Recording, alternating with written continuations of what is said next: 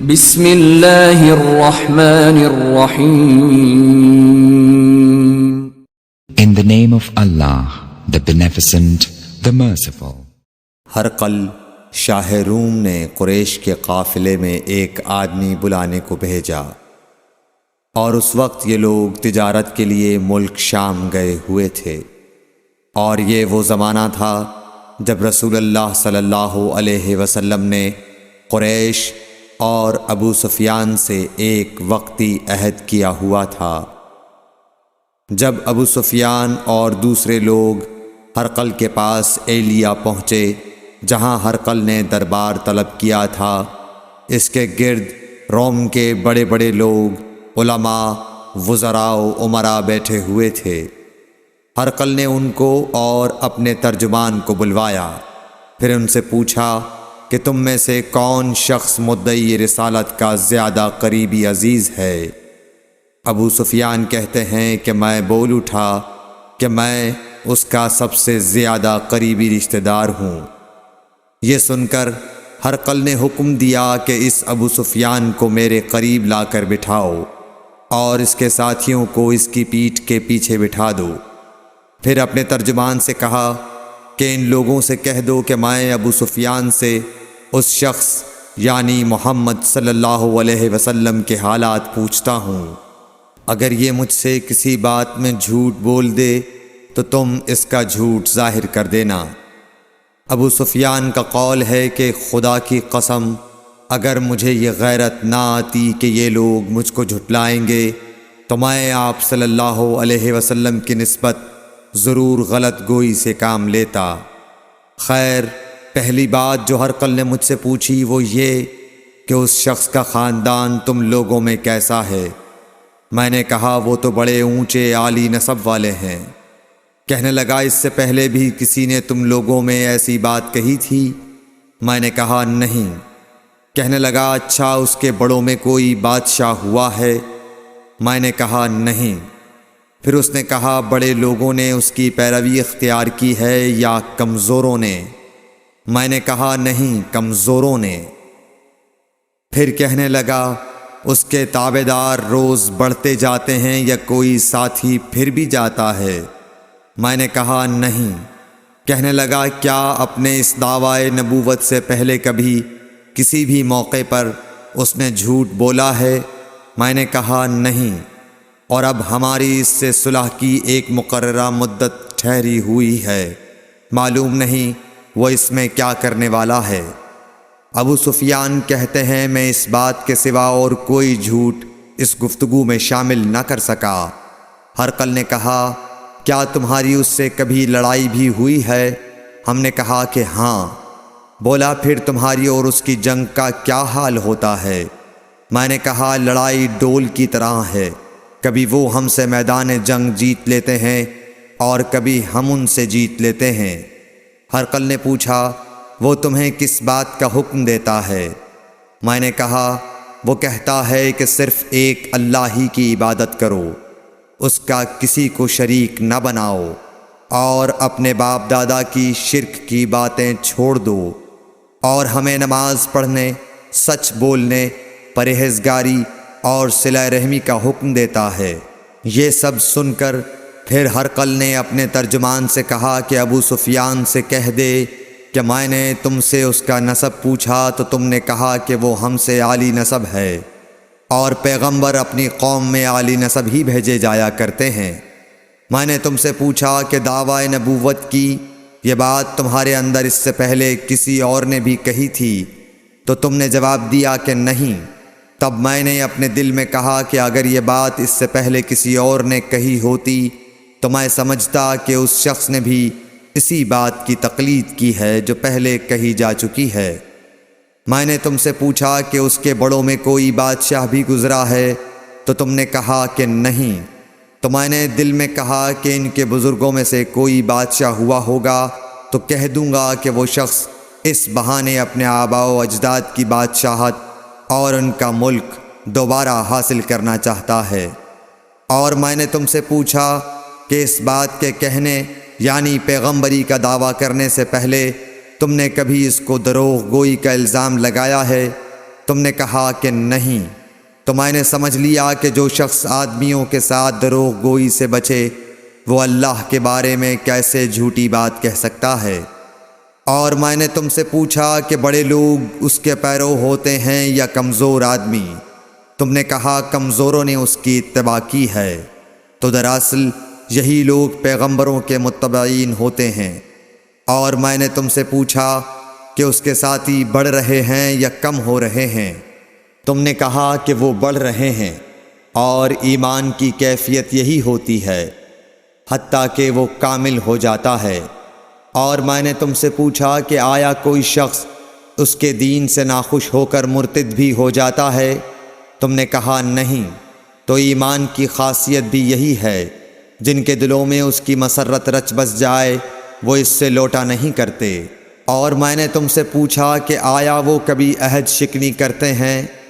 تم نے کہا نہیں، پیغمبروں کا یہی حال ہوتا ہے، وہ عہد کی خلاف ورزی نہیں کرتے۔ اور میں نے تم سے کہا کہ وہ تم سے کس چیز کے لیے کہتے ہیں؟ تم نے کہا کہ وہ ہمیں حکم دیتے ہیں کہ اللہ کی عبادت کرو، اس کے ساتھ کسی کو شریک نہ ٹھہراؤ، اور تمہیں بتوں کی پرستش سے روکتے ہیں، سچ بولنے اور پرہیزگاری کا حکم دیتے ہیں۔ لہٰذا اگر یہ باتیں جو تم کہہ رہے ہو سچ ہیں تو ان قریب وہ اس جگہ کا مالک ہو جائے گا کہ جہاں میرے یہ دونوں پاؤں ہیں۔ مجھے معلوم تھا کہ وہ پیغمبر آنے والا ہے، مگر مجھے یہ معلوم نہیں تھا کہ وہ تمہارے اندر ہوگا۔ اگر میں جانتا کہ اس تک پہنچ سکوں گا تو اس سے ملنے کے لیے ہر تکلیف گوارا کرتا۔ اگر میں اس کے پاس ہوتا تو اس کے پاؤں دھوتا۔ ہرقل نے رسول اللہ صلی اللہ علیہ وسلم کا وہ خط منگایا جو آپ نے وحیہ کلبی رضی اللہ تعالیٰ عنہ کے ذریعے حاکم بصرہ کے پاس بھیجا تھا، اور اس نے وہ ہرقل کے پاس بھیج دیا تھا۔